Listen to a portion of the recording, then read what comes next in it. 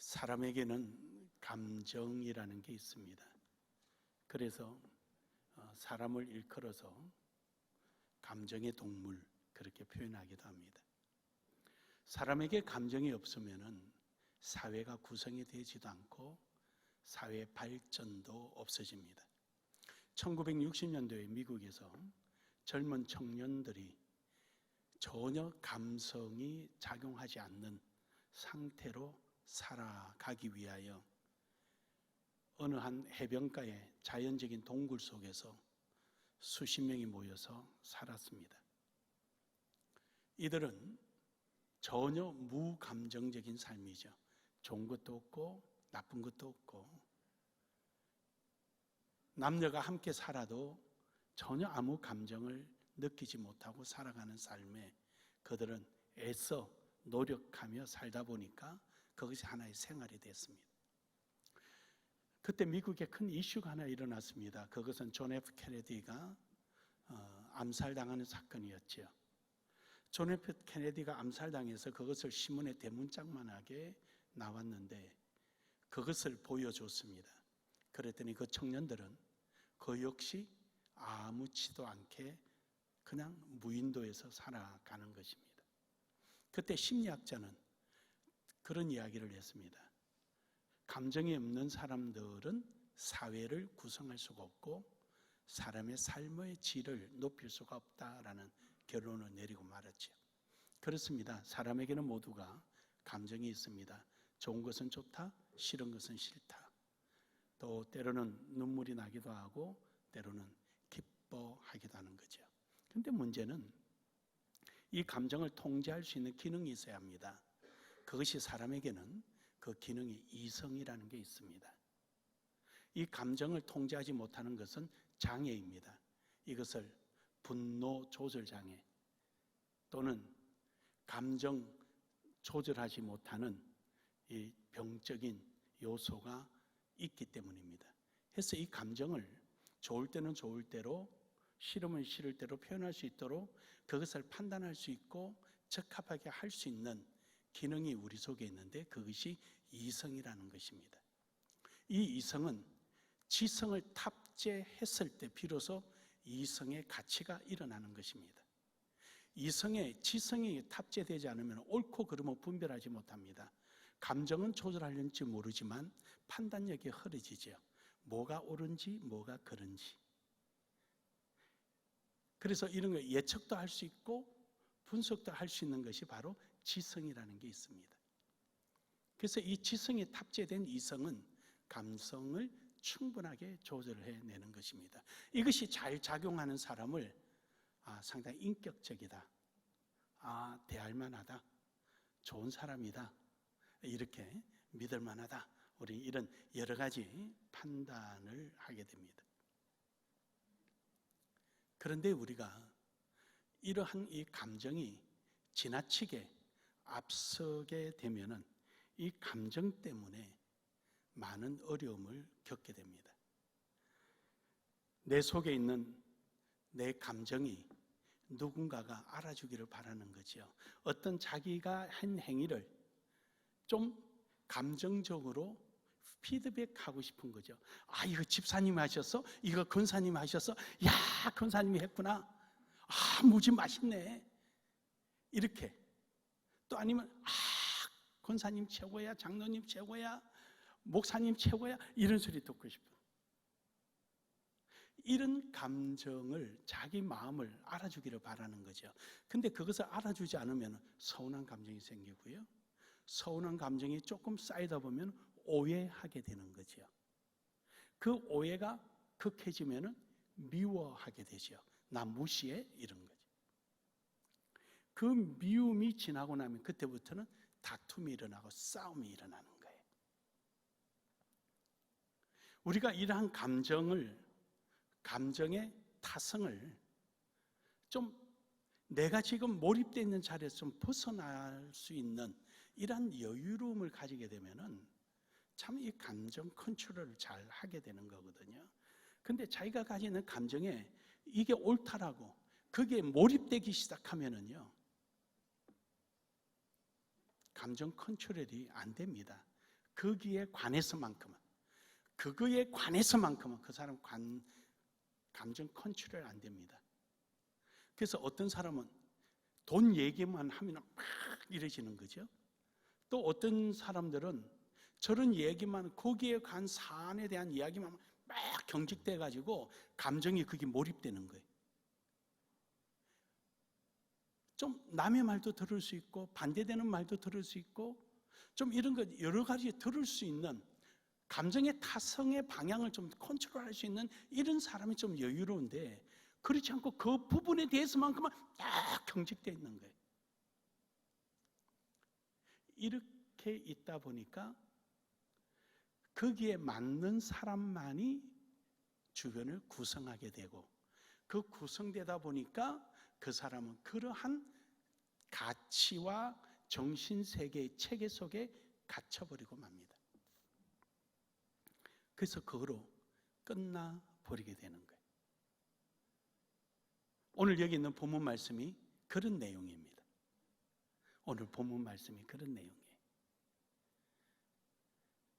우리 마음을 하나님은 다 아시는데 내 마음을 알아달라고 하다 보니까 교회 안에 다툼이 일어나고, 그 다툼이 교회를 불안하게 만들고,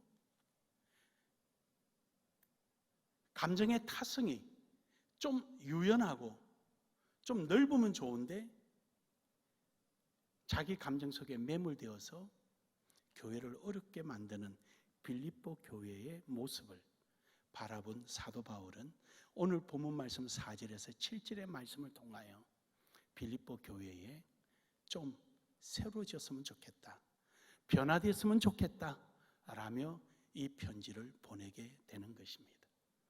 사랑하는 여러분, 여러분이 수고하고 애씀이 하나님이 알아주시면 오케이입니다. 할렐루야. 하나님이 알아주시면 아멘입니다. 하나님이 알아주시면 할렐루야입니다. 그 이상도 그 이하도 아니에요. 세상 사람들이 알아준들 뭘 특별한 게 뭐 있겠어요? 하나님이 알아주셔야 그게 최고죠. 그래서 오늘 말씀의 제목을 내 마음을 아시는 주라는 제목으로 함께 은혜를 나누기를 원합니다. 첫 번째로, 우리는 내 마음을 아시는 주는, 내가 그래 하나님은 나를 다 알아, 이런 말은 우리 다 할 수 있잖아요. 근데 정말로 그렇게 믿을 수 있는 사람은 가지는 자세가 있는데, 그 중에 하나가 부르심의 목적을 잊지 않는 사람이에요. 내가 왜 여기 왔는지, 내가 뭘 하기 위해서 여기 왔는지, 그 부르심 목적을 분명히 아는 사람이에요. 우리는 목적이 뭔가 본질적인 것을 잃어버려서는 절대로 안 됩니다. 오늘 본문 말씀에는 어떤 내용이냐면요, 자주장사 루디아라는 여인이 이 빌립보 교회를 개척하게 됩니다. 그러다 보니까 이 빌립보 교회는 여성들이 상당하게 발언권을 가지게 되었습니다. 물론 열심도 여성들이 상당하게 열심을 가졌습니다. 우리나라의 한국 교회사에 최초의 여자 목사 청원이 우리 장로교에서 있게 됩니다. 그게 재건교회, 점포 재건교회에서 일어나게 되는데, 거기에 청원자가 우리 할머니입니다.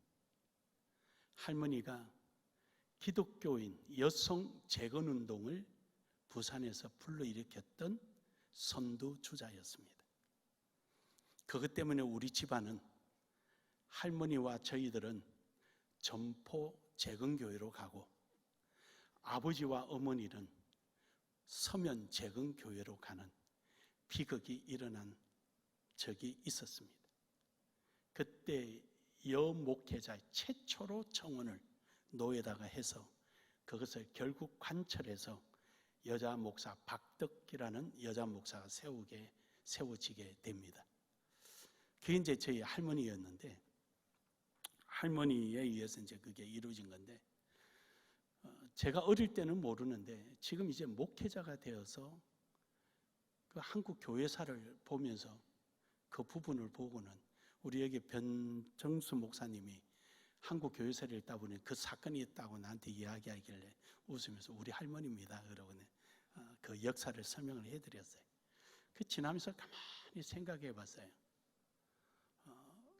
우리 할머니는 무슨 목적으로 그랬을까? 여자의 소외감에서 그랬을까? 아니면은 기독교 사회 성경 초대교회의 여성의 어떠한 역할에 대한 인정을 받기 위해서일까? 아니면은 상당한 정치적 성향이 있었던 할머니의 성품 때문에 그랬을까? 혼자서 이런 생각 저런 생각 한번 해봤습니다. 그때는 워낙 어릴 때니까 제가 잘 몰랐지만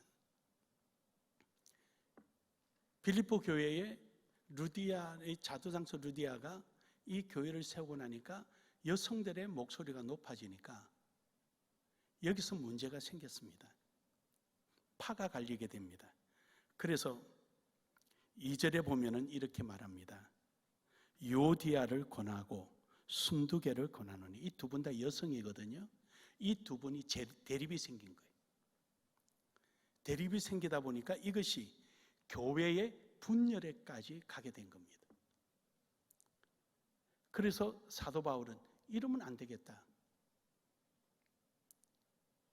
그래서 사도 바울은 급하게 이 하나님의 인도함을 받아 그리스도의 마음을 담은 이 빌립보서를 하나님 말씀을 전하게 됩니다. 사도 바울이 오고 싶었지만 올 수가 없고 감옥에 있으니까 올 수 없으니까 에바브로디도라는, 그가 사도 바울을 감옥에 있을 때 지금으로 말하면 옥바라지 하던 에바브로디도를 보내게 됩니다.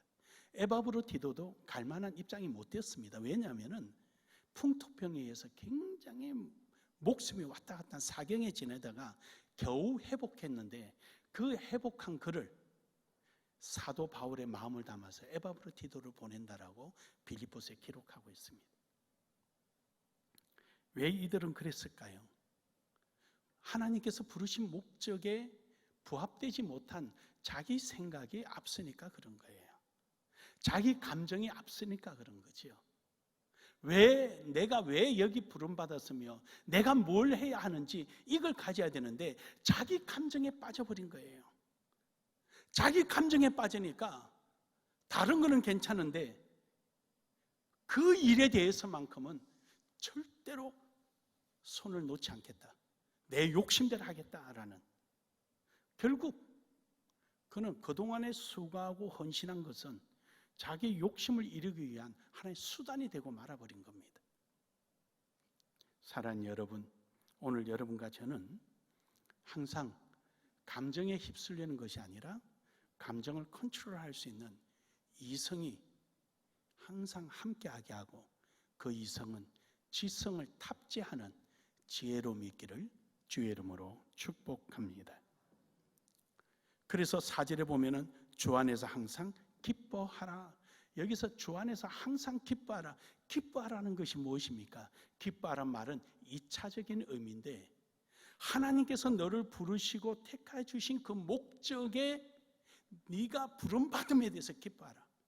그래서 항상 기뻐하라. 어떤 경우와 환경에 놓여지더라도 너는 감정에 휘둘리지 말고 내가 너를 부른 목적에 부합된 삶을 살아라. 할렐루야.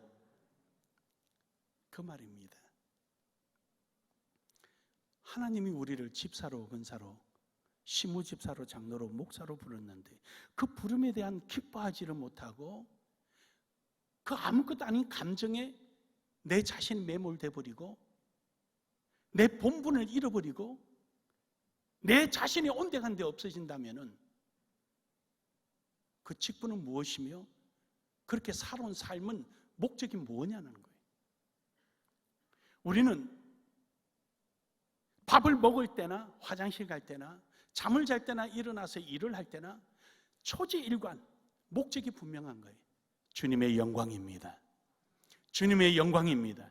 하나님께서 내게 주신 직분이 뭐냐? 목적이 분명합니다. 하나님의 영광을 드러내기 위하여 내게 직분을 준 것입니다. 하나님의 영광에 방해되는 게 있었다면 우리는 가감히 버릴 줄 아는 자기 감정을 컨트롤할 수 있는 지성을 탑재한 이성이 있어야 하는 것입니다. 그런데 그걸 하지 못하고 그 일만 되면은 거기에 그냥 감정이 매몰돼 버리는 거예요.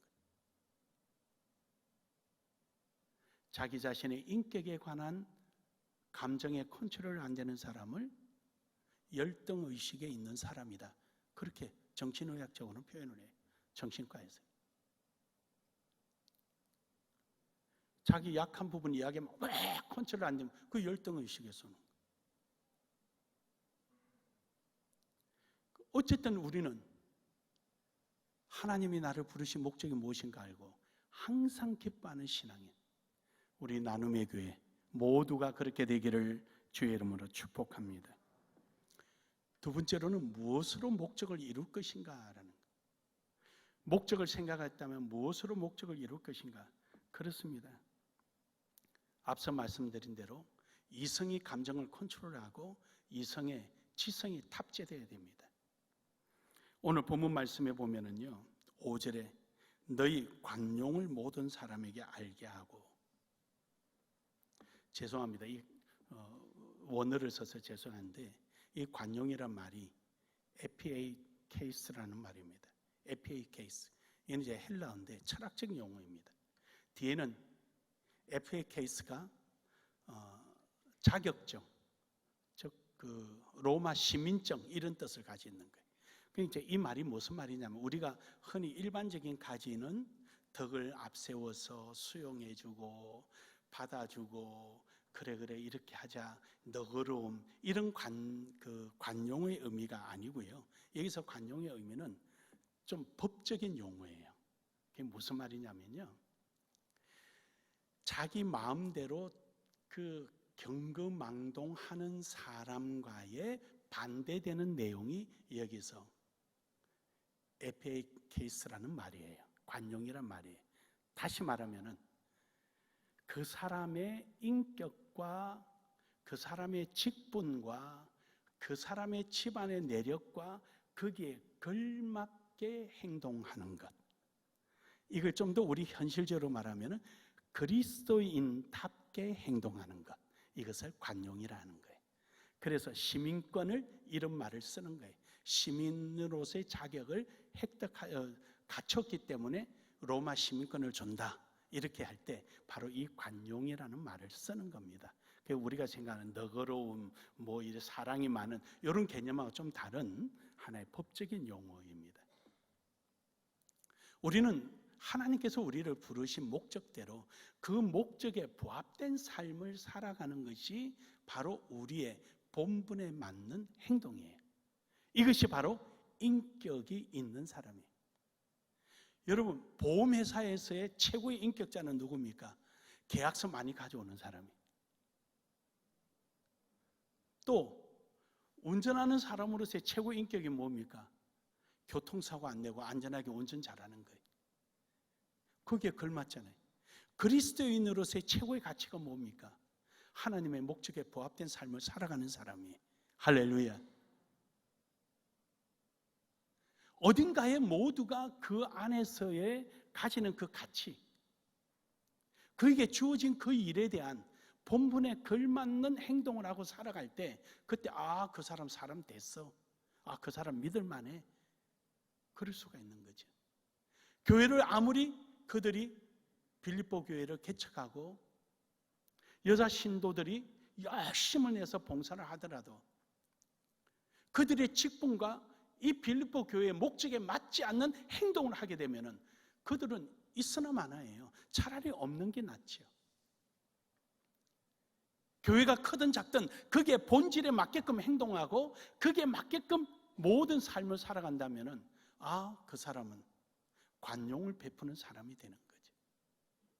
사랑하는 여러분, 오늘 여러분과 저는 그게 걸맞는 그리스도인으로서의 걸맞는 나눔의 교회 교인으로서의 걸맞는 여러분의 각자에 주어진 직분에 걸맞는 이런 모습이 있기를 주의 이름으로 축복합니다. 축복합니다. 그리스도인이 그리스도인답게 살지 못한다면 그는 그리스도인 아니지 않습니까? 우리는 하나님의 영광을 위해서 살아가는 것입니다. 그러므로 여러분, 끝까지 우리는 그리스도의 사람으로서 그 자세를 잃지 않기를 주의 이름으로 축복합니다. 에베소서 4장 17절에 보면은요, 이러므로 내가 이것을 말하며 주 안에서 정언하노니 이제부터 너희는 이방인이 그 마음이 허망한 것으로 행함같이 행하지 말라. 이방인은요, 감정으로 살아가는 거죠. 5절에 보면은 너희 관용을 모든 사람에게 알게 하라. 주께서 가까우시니라.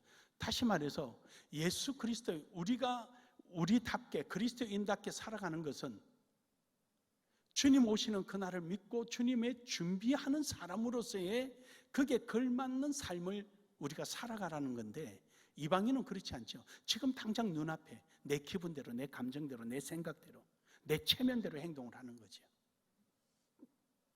에베소서 4장 19절에서도 보면은 저희가 감각 없는 자가 되어, 감각이 없다는 것이 무엇입니까? 이성이 없고 이성에 지성이 탑재되지 않았다는 것이죠.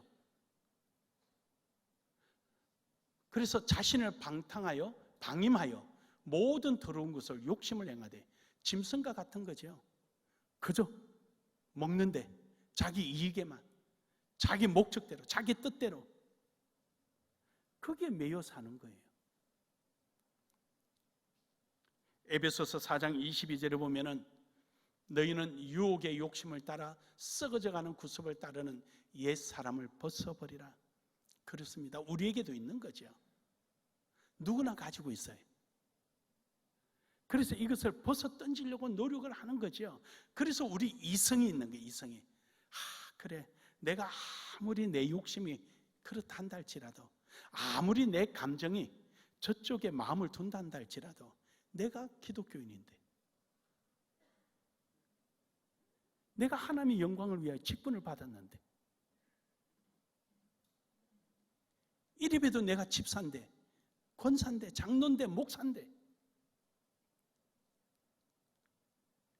그래서 이 이성의 감정을 컨트롤하고 이성에 탑재되어 있는 지성, 그럼 어떻게 할까? 포기하고 하나님의 영광을 위하여 이 길로 가자. 저 욕심 버리고 하나님의 뜻을 위하여 이렇게 가자. 배운 바 말씀대로 내 지성이 이성을 컨트롤하고, 이성은 감정을 컨트롤해서 거룩한 그리스도인의 모습을 드러내는 것입니다. 이 삶이 있기를 주의 이름으로 축복합니다. 그래서 에베소서 4장 23절에서 24절에 보면은 오직 성령을, 심령을 새롭게 되어 하나님을 따라 의와 진리의 거룩함으로 지으심을 받은 새 사람을 입으라. 그렇습니다. 우리의 이성에 지성이 탑재되는데 어떤 지성이냐? 하나님에 따라 의와 진리의 거룩함으로, 하나님의 진리를 따라가는 삶, 그렇게 해서 변화된 삶을 살아라. 에베소서 25절에서 4장 25절에 26절에 보면은 그런 적 거짓을 버리고, 거짓이 뭡니까? 저기서 거짓이라는 거는요, 세상 것 이런 뜻이 아니고요, 내가 뻔히 알면서 내가 주의 영광을 위해서 살아야 함을 뻔히 알아요. 내가 내 감정이 아니라, 내 욕심이 아니라, 내 자존심이나 내 체면이 아니라 그거 다 던져버리고 정말로 내가 가야 할 길이 뭔가를 알면서도 그걸 애써 무시하고, 그래 우리끼리, 그래 우리 학연, 지연, 뭐 이거 저거 네 마음에 드니까 마음 드는 사람끼리, 이것이 아닌 줄 알면서도 그렇게 행동하는 것을 저기서 말하기를 그런 적 거짓을 버리고 그러는 거예요. 우리 거짓 버립시다. 믿으십니까?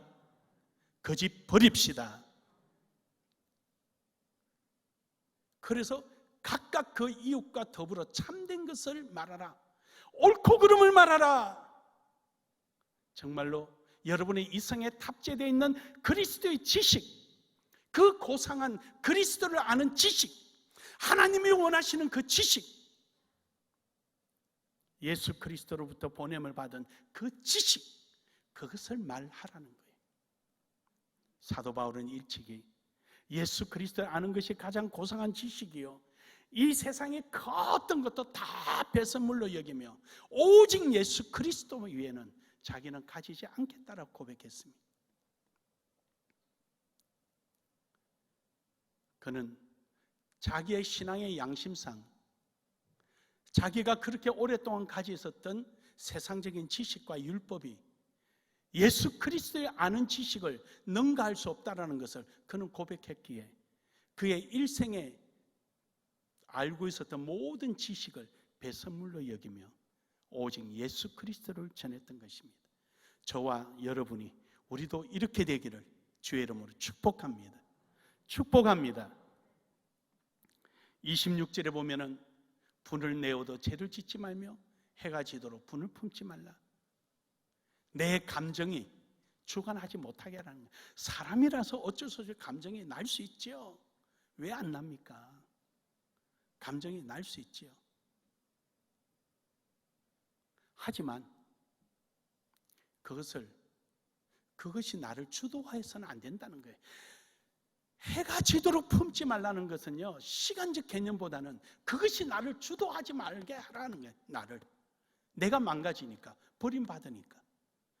여러분과 제 속에 이러한 이념적인 것이 또는 내 생각과 내 감정이 무너지고 예수 그리스도의 생각과 지식이 여러분을 주도하기를 주의 이름으로 축복합니다.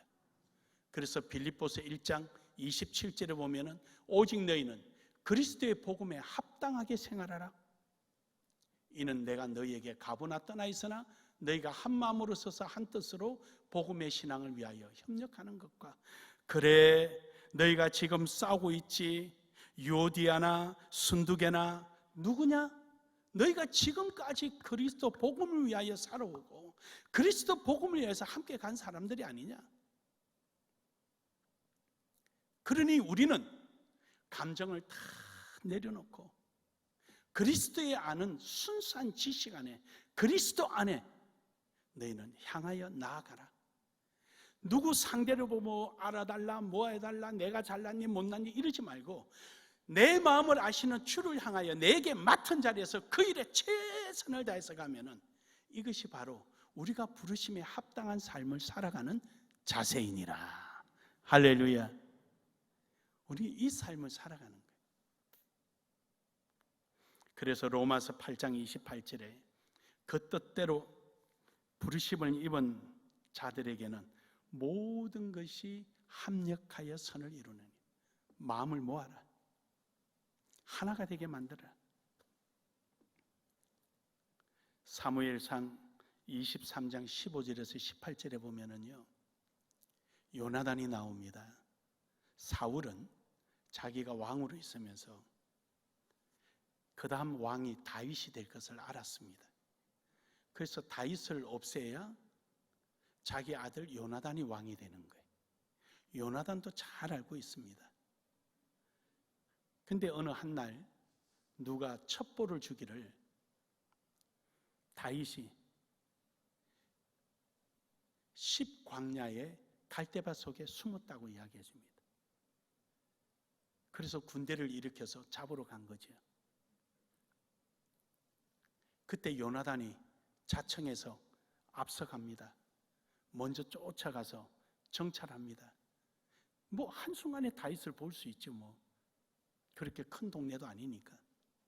다윗에게 가서 우리 아버지가 네가 왕이 될 것을 알고 있다. 하지만 너는 왕이 되라. 네가 먼저 왕이 되고 나는 두 번째라. 결국 자기가 두 번째 왕이 되겠다는 게 아니라 내가 아니고 네가 첫 번째다 이 말이죠. 그리고 거기서 약조를 합니다. 그래서 요나단은 나와서 자기 아버지 옆에 없습니다. 정보가 잘못된 모양입니다. 없습니다. 그래서 다윗이 살아납니다. 여러분, 다윗을 죽여야 될 사람은 어떻게 보면은 사울보다도 더 간절한 사람은 요나단입니다. 다윗을 죽여야 자기가 왕이 되니까. 하지만 그는 그 감정을 억누르고 하나님의 지식인 뜻을 앞세웠기에 요나단은 다윗을 살릴 수 있었고 다윗은 왕이 될 수가 있었습니다. 그래서 오늘까지도 다윗을 이름을 올릴 때마다 꼭 따라오는 이름이 요나단입니다. 오늘 여러분의 삶 속에 여러분의 이름을 또 올릴 때마다 뭔가가 또 다른 상황들이나 뭔가가 다른 어떤 것이 여러분과 함께 따라올 수 있는 그런 멋진 삶이 되기를 주의 이름으로 축복합니다. 마지막으로는 주의 약속을 믿자라는 거예요. 하나님이 내 마음을 아시고 하나님께서 내 마음을 이루실 것을 우리는 믿자라는 것입니다.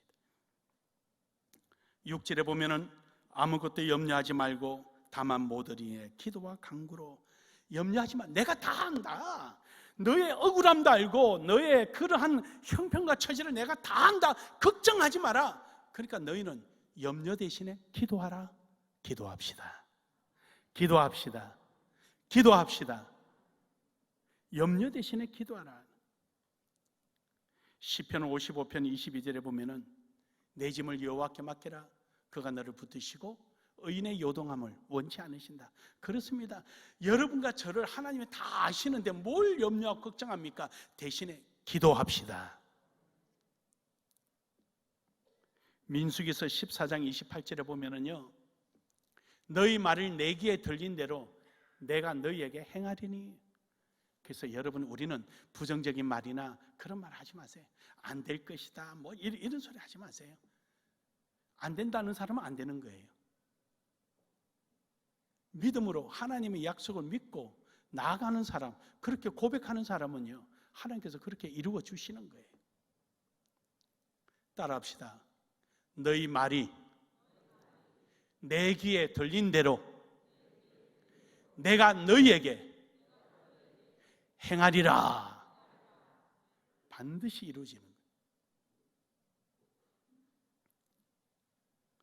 그래서 주의 약속을 믿고 기뻐하고 감사하고 내 마음을 아시는 하나님이 나의 모든 행위와 소위들을 기억하시사 평온케 하실 것을 믿고 확신에 찬 그 발걸음의 말로 하나님이 기뻐하시게 되는 것입니다. 사랑하는 여러분, 오늘도 여러분에게 맡겨진 귀한 사역에 또 직임에 감사하며 기뻐하기를 주의 이름으로 축복합니다. 이유는 여러분이 행하는 모든 일에 감정을 버리고 이성의 그리스도의 지식, 말씀의 지식을 탑재하여 하나님이 알아주실 줄 믿고 주의 오시는 그날을 준비하기 때문에 여러분에게는 기쁨이 있을 줄로 믿습니다. 9월을 시작하는 첫 주에 여러분의 삶 속에 이러한 은혜가 넘쳐나기를 주의 이름으로 축복합니다. 축복합니다. 축복합니다.